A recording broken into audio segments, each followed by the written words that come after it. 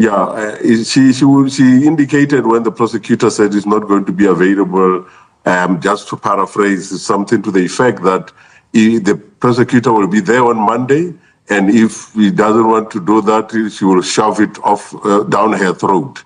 The thing about the case of Sibanyoni is that it just has a lot of layers and layers and layers. There's many different faces that it has.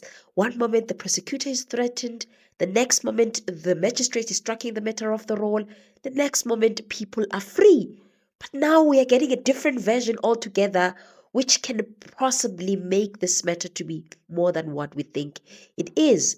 And that is the issue of the NPA actually laying a formal complaint against the magistrate. We're warned by Lieutenant General Mkwandazi regarding the behaviors of prosecutors, of magistrates, and all of that. And to see it playing visually in 9/9 has just left me in awe. No, but remember, I think it's because it has not been interrogated as much. In a court process, you will have a complainant and the prosecutor and the accused on the other side with his lawyers, and there's going to be questioning that are done, systematic in that fashion. There are questions that I would have wanted to ask that might uncover things, but I'm not in a position to do that, and I don't have a representative in terms of prosecutor to be able to do that. That's why I couldn't probe some of those things. But for your information, honorable members, some of the things that are happening in our country, which I know of a person involved in drugs, a person who's working with us and giving us information, is that one individual is arrested for a crime, is released, is arrested, is convicted, and he makes an appeal and is released on bail pending the appeal, and is told by the prosecution that if you have X amount of money, you can pay for the magistrate to completely remove this case. Otherwise, if you don't have money, stay out of trouble. Otherwise, we will not call you back to court. The person is out pending an appeal. There are thousands of them that are released like that, and they never get invited again to come back to court. So this is a person who's close to Ketmatla, who's released like that.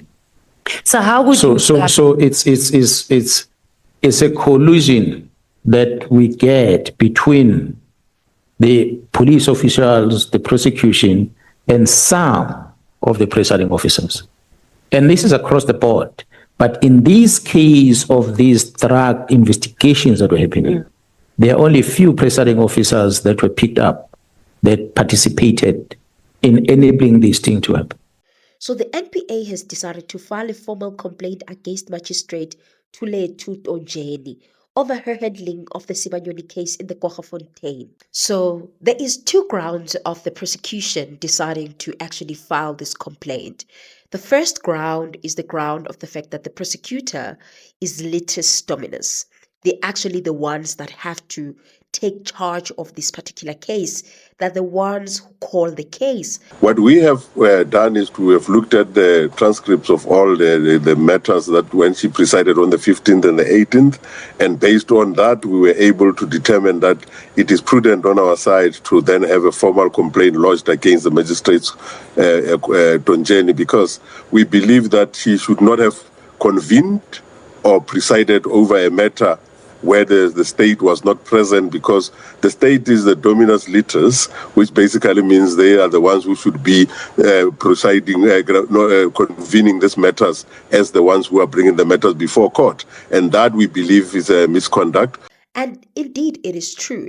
If you can go actually in court, you realize that it is the prosecutor that holds all their dockets, and they call on a case that they now want to adjudicate on, or actually hear, or they want to deal with at that particular time. And then they call all these many different cases, which then the prosecution which then the defense gets the time to say they are part of the story, while the state is the one that is leading that particular case. But in this one, we don't know who called this particular case, but clearly the magistrate, high chances, is the one who called the case, because the fact that the prosecutor was not there, this matter was never supposed to even sit to begin with, because as Kaiser Kganyago said, the person that has to call the case is the state, is the prosecution. So that is the first basis of them laying this particular complaint. The second basis is the one that shocked me.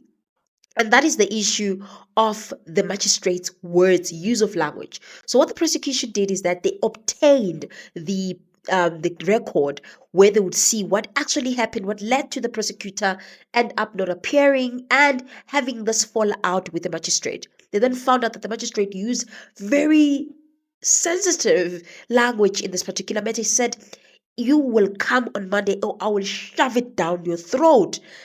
Oh, guys, I'm not gonna lie, I was left in shock.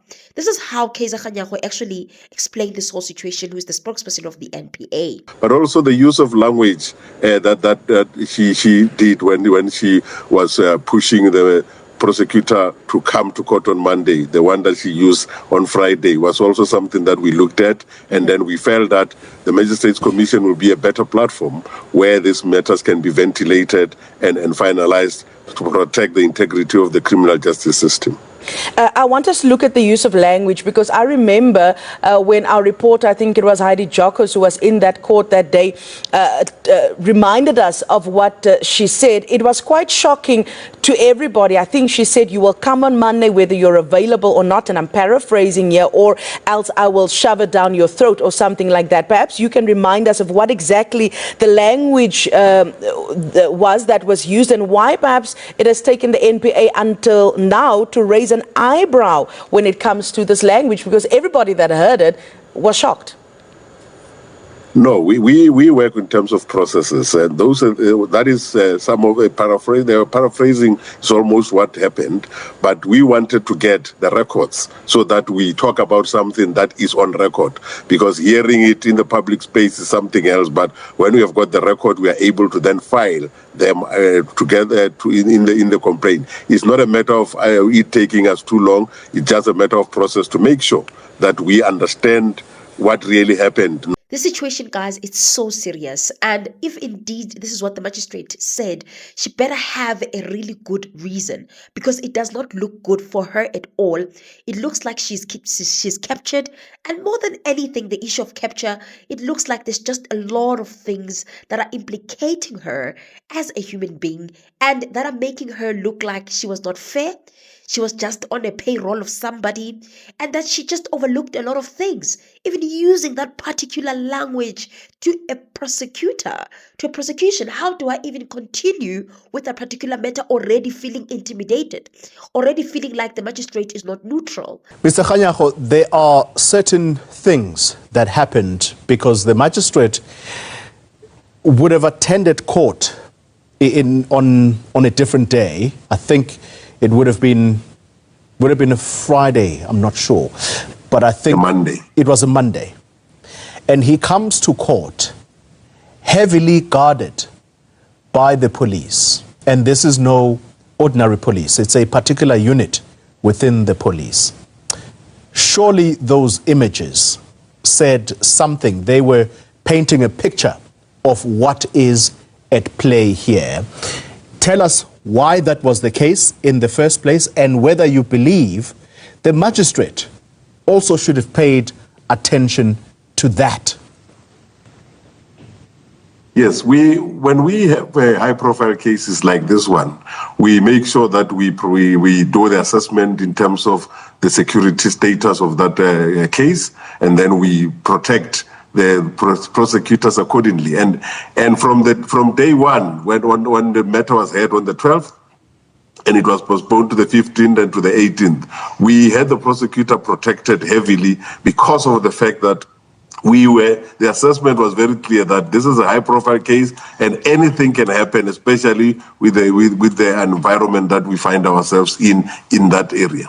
If you guys can see the same thing that I see, I think that prosecutors are not supposed to be given protection in relations to these people that are on the dock. these accused individuals, but they're also supposed to be protected from magistrates, because it seems like people in courts are being bullied. Not just our defense lawyers being bullied, but here we're seeing a classical example of a prosecutor being bullied by a magistrate. And I'm hoping that this will allow platforms like the Parliament or the Chief Justice Maya herself coming forward to address this whole situation regarding the laws being created to protect magistrates, to protect prosecutors, to also protect defense lawyers or legal practitioners outside of judges, because those people also, judges also deserve protection in magistrates. But it looks like there's some bullying that does not even involve the accused persons, that involve these two stakeholders. And so my rider to that question was whether you believe the magistrate should have paid attention to that and perhaps should have asked questions, because the manner in which she rules is that, number one, the prosecutor is guilty of contempt of court, and then she goes further to authorize a warrant of or for his arrest. That is quite dramatic. If she had paid attention to that, or someone would have whispered to her to say, this is a high-profile case, you can tell that the prosecutor comes into court with a particular contingent of police members. Something is afoot. Please be mindful of that. I think you're underplaying. I think you're underplaying, Mr. Khanyaho, unless, of course, you're not willing to say much at this stage. No, the issue for me, Koli, is the fact that those are the things that under normal circumstances we do. Therefore, the magistrates will always see some of these things in high-profile cases. And obviously, I don't know whether they influence the way they make decisions. But from where we are sitting, we are saying that in this particular instance, the matter should not even have been called until we are clear where the prosecutors are. We know that even Sibanyoni himself, there's been a documentary that came out to prove that he himself, he's a dangerous person. The people in the community were complaining about him being part of some unaliving situations, and also being a person that is of generals, that is in the payroll of generals, and also is being protected by politicians, that people are even afraid of investigating him. So we are dealing with a really powerful individual, and having a magistrate that is not even on the side of the prosecutor, not protecting the prosecutor, makes this whole situation to be even more versatile, to be even more sensitive. And the prosecution doing the things that she did has just made a lot of questions, has just created a lot of questions, and just made this whole situation to look more like as if this magistrate, she was not fair. She was, I don't want to make really serious speculations and allegations against her, but her conduct really is questionable, because her words that she used, the language that she used is very frivolous. And I'm hoping that they're going to sue her. Siyakhotho next week, Monday.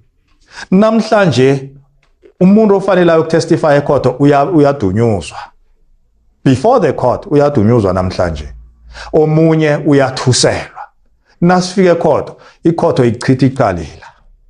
Kuthiwa ufakazi abukho, ama-witness awekho. These acts of intimidation and fulfilled death threats necessitated the barricading of the court with barbed wire on the day of Mahlangu's appearance.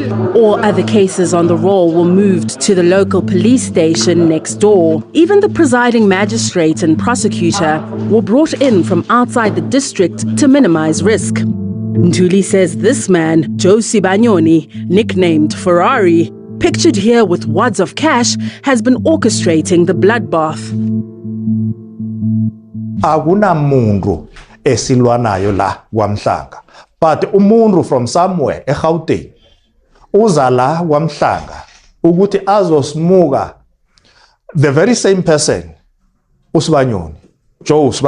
From what Checkpoint has gathered, Sibanyoni is a taxi tycoon, well connected to Mzansi's celebrities, but his network is believed to extend beyond the world of glitz and glamour. Politically connected. Kiyo yonke lento le ngoba nakuphela izinto ziyenzeka, mara akuna any action ethathwako. The chairman's suspicions stem from alleged prolonged police inaction. The magistrates are supposed to stay neutral, are supposed to adjudicate on the matter with the utmost neutrality that that particular matter deserves. But here with the case of Sibanyoni, we see that there's a lot of misconduct or a lot of red flags that are coming from the prosecutor, which already shows some level of unfairness, especially if these are the words that she actually used, that I will shove it down your throat. That is crazy. That is insane. It is making me even angry myself. And I think this particular prosecutor in this case should not only open a case of being threatened, but also should open a case of intimidation against this particular magistrate. We'll hear from actually the board that regulates magistrates as to what they're going to say in reply of this particular complaint, and whether they're going to investigate this particular magistrate. But I think it is better for her to actually be impeached, to actually be removed as a magistrate altogether. And there should be a formal complaint that is also laid with the LPC regarding her conduct, if indeed this is the step that has to be followed. I'm not sure if magistrates also fall under the LPC, but I know that legal practitioners, including the NPA, can be one can complain to the LPC. So with this particular situation happening in this way has left me in awe. But what tops it all, fellow listeners, fellow South Africans, is that Kaiser Kganyago actually confirmed that there was assassination plans for the prosecutor. They wanted to assassinate the prosecutor immediately when the prosecutor arrived at the particular scene, or the courts, if you can put it like that. No, the prosecutor was on the way to court, and he was informed, I can't tell you by who, but reliably so, that he is going to be assassinated if he gets to the court. Does that raise even more concerns about not just the safety of this prosecutor, but something we've been unpacking on ENCA, the safety of prosecutors in general, and what's being done to safeguard or make sure that this prosecutor is safe at this stage? No, we have always made sure that the prosecutor is safe. Even those that were in court will tell you that every time he appeared in court, he was protected throughout the road to court and back and everything. It's just that he felt unsafe further, even over and above the protection that we had given. But that is a serious concern to us, and we will continue to protect our prosecutors, especially in high-profile cases. And I'm not going to lie, even that in and of itself has left me with a lot of questions. To those who don't know the background, I want us, before we can close off this video, we understand the background. So there's a man called Mr. Ntuli who came before the police and opened a case of extortion in an amount of 2.2 million against Mr. Sibanyoni and his co-accused, 3 others that he's currently accused with.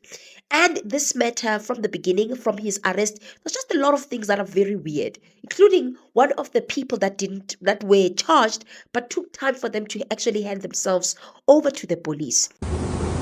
The accused did not hand himself because he was able to choose. Because the circumstances were compelling. But that was not the red flags enough. The matter, when they had to hear it for the first time, the magistrate was nowhere to be found. The prosecution was nowhere to be found. But they soldiered on, continued with the investigations, and continued with the arguments before the court, to the point that even the prosecution did speak about, make some of the arguments regarding the disappearance of these people in these proceedings, spoke a lot about this particular matter, argued with regards to their case and how they went about it.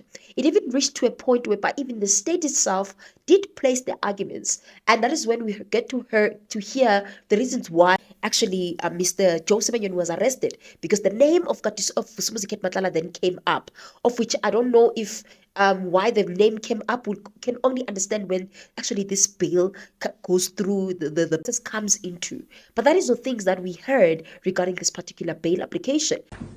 The complainant, Mr. Tonjeni Thomas Ntuli, who is known to me and is a business associate, has visited my residence on numerous occasions and even borrowed approximately 900,000 rand from me, which he has since repaid.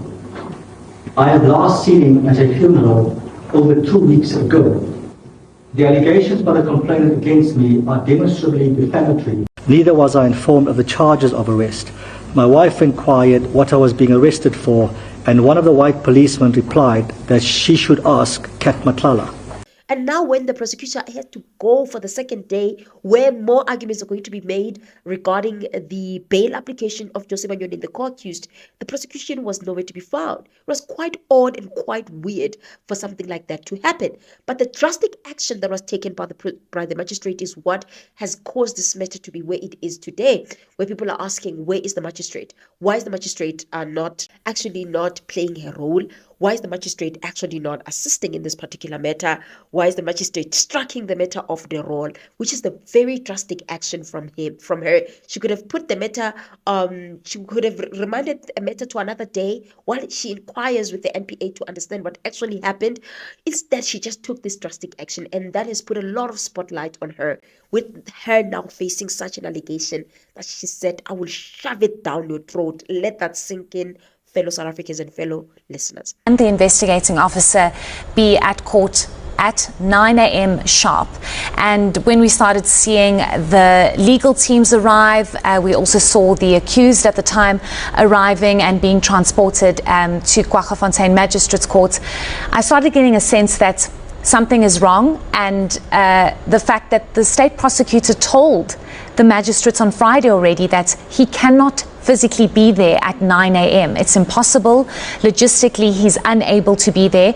You must remember, Andrew, that from Mbombela, where State Prosecutor Nkoseli Ntaba is from, he's from Mbombela, which is 4 hours from Kwaggafontein. And traveling would mean that he would have to leave at 3 o'clock in the morning to try and be at the court at a reasonable time. So I started getting a sense at around 9:30, when the magistrate walked in and there was no state prosecutor.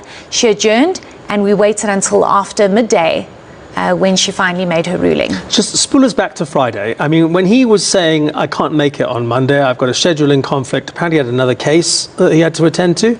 Was that on the record? Did the magistrate acknowledge that? What was said? It was on the record, and I think this is what the public and South Africans need to understand, that this state prosecutor, yes, he did not arrive on time on Wednesday, he did not arrive on time on Friday, but he made it explicitly clear on the record while court was in session that he cannot be there on Monday at 9 a.m. First, he said, I'm unable to attend court on Monday in its entirety. I cannot be there. And he then said the reason for that is because he has other matters to attend to.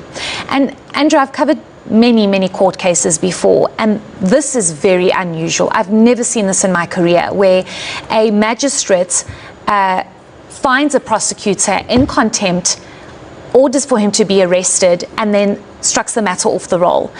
I've never witnessed something like this, because normally there's a compromise. When the prosecutor's not available and the magistrate is, they try and find a date in between. Yeah, they put their diaries together. They put their diaries together, they check dates, and even if it's at the cost of the accused staying in custody for a little bit longer, it's unfortunate, but it's just that dates don't align, and eventually when their diaries meet, they find a date where they are able to say, okay, we can meet on Monday or on Tuesday. The state prosecutor told the courts that I cannot meet on Monday, I cannot be here on Monday. And when she said to him, I'm going to humbly ask you to be here on Monday, and if you do not attend on Monday, I'll have to, and I quote, shove it down your throat for you to be here on Monday. Then he indicated, I will try and be here on Monday, but I will not be here at 9 o'clock. A lot of things that signal to the insensitivity, the lack of sensitivity from the side of the magistrate, and also the NPA, because I think the NPA also forgets their role in how they abruptly decided to suspend the prosecutor without even investigating before they could actually suspend him. I would have expected them to uplift the suspension, but clearly, which means they still have their own suspicions as to thinking that there's some misconduct on the side of the prosecution. But that's the thing, guys. If someone clearly states and tells you humbly that they're not available on a particular date and that they have other commitments, we know that prosecutors have more than one cases. They have a lot of cases that they have to deal with. And if someone has, as Heidi has stated, that they have to travel for hours for them to reach to that particular court, and if they have to travel for that hours and they have other pressing matters at that time, why should Sibanyoni be prioritized? Why should Sibanyoni not stay in prison for another 7 days, like we've seen with people like Fadiel Adams? Hence, I like what even what they call, even the legal specialists have said, that actually there's a lot of errors that are coming from the magistrate herself. And this was the best step that the NPA actually took, because it didn't look good that they actually suspended their own person without even believing them or interrogating properly. You really look at that, you get to ask yourself, but I love the fact that after that, they then started investigating the misconduct of the magistrate, because this is definitely constitutes a misconduct. I don't know what you guys think. Jenna, for me, if a prosecutor tells you I'm not available, it might mean that he's involved in another part that matter, in another court, even in a different district, or even in a different province. So you cannot just blatantly deny his or her request to say that I'm not available on this day, can we move it to another day? The prosecutor did not say, I don't want to do this thing. And on top of it, you have a magistrate that says they want to do it themselves and the matter was postponed. And if one looks at, for me, and the worrying thing for me here is that people think, I think this Joe Sibanyoni was arrested on the 12th or the 11th of May. So we take it to the 19th, it's not even 7 days that he has to wait, and the Act allows for you to get that 7 days postponement to prepare for a formal bail application. Look at what happened to Fadil Adams. Not that we want to compare people here, but he had to wait for 7 days for his bail application. So what's so special about Joseph Sibanyoni that he can't be remanded for another 7 days so that they make proper arrangements for the magistrate and the prosecutor to be there? So for me, I feel like something is untoward, and the blame should not just lie primarily with the prosecutor.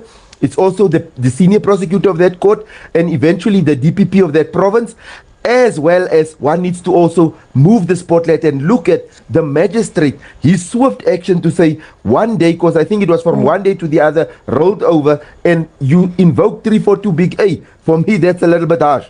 Yeah. I don't know what you guys think about everything that is going on. Let me hear your thoughts. Let me hear what you think. Otherwise, guys, I will see you on my next upload. I like Section 342A because it prevents undue delays in the courts. And I think this is one classic case of undue delay of a proceedings. And I'm inclined, therefore, as I do now, strike the matter off the roll in terms of Section 342A, subsection 3C.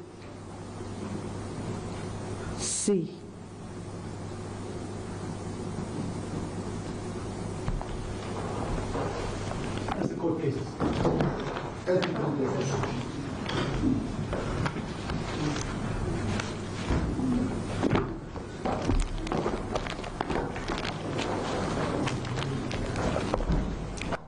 Court is adjourned.